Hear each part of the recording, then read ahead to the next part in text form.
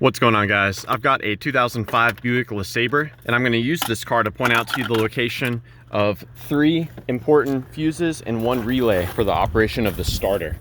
So to start with, we're going to check the fuse that's under the rear seat.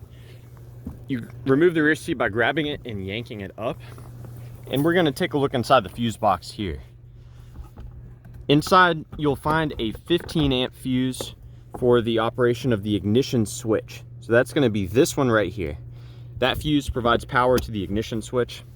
And so it's a good one to check, especially if the car is largely unresponsive to what you do with the ignition switch. Now the remaining fuses we're going to take a look at are under the hood.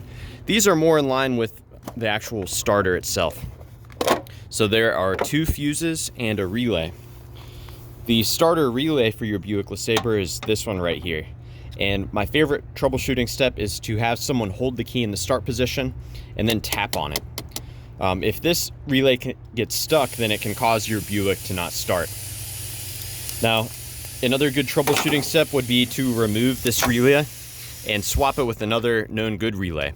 So maybe your cooling fan number 1 relay. You can interchange these.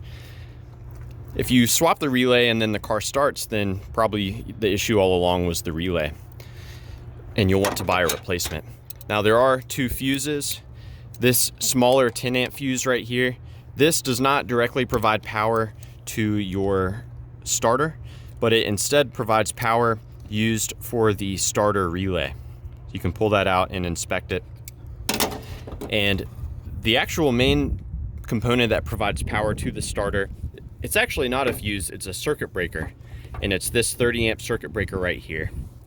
So can't really visually inspect these as you would a fuse, but you can test them with a voltmeter to see if you have continuity. And you can also temporarily just delete this by putting wire here and there.